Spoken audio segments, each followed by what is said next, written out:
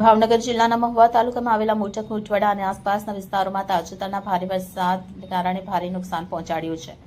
રોજકી અને માલણ નદીમાં આવેલ પૂરના કારણે મોટા કુંટવાડાથી કૃષ્ણપુર તરફ બોરડી તથા બોરડી ગામને જોડતા રોડ પરના બંને પુલ તૂટી જતા આ વિસ્તારના લોકો માટે પરિવહન વ્યવસ્થા સંપૂર્ણ રીતે ઠપ થઈ ગઈ હતી. ત્યારે સ્થાનિક અથડભાઈ ગુડાળા અને પત્રકાર રમેશ ઝીંઝુવાડિયા સહિતના ગ્રામજનો દ્વારા આ ગંભીર પરિસ્થિતિની જાણ ધારાસભ્ય સુધીરભાઈ વાઘાણીને કરાતા ધારાસભ્યએ માત્ર 2 જ કલાકમાં સ્થળ પર પહોંચી તૂટી ગયેલ બંને પુલોનું રૂબરૂ નિરીક્ષણ કર્યું.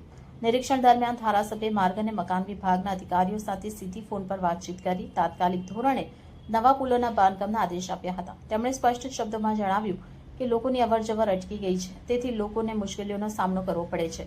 તેથી બંને પુલોની તાત્કાલિક કામગીરી હાથ ધરીને નવા પુલો તૈયાર કરવામાં આવે તેવી રજૂઆત કરવામાં આવી. આ નિરીક્ષણ દરમિયાન ઉપસ્થિત દીપકભાઈ ખૂંટ, જલુભાઈ કથાળભાઈ ગુડાળા, સુખાભાઈ ચોટિયા, અમરાભાઈ રાઠોડ સહિત મોટી સંખ્યામાં ગ્રામજનો હાજર રહ્યા હતા.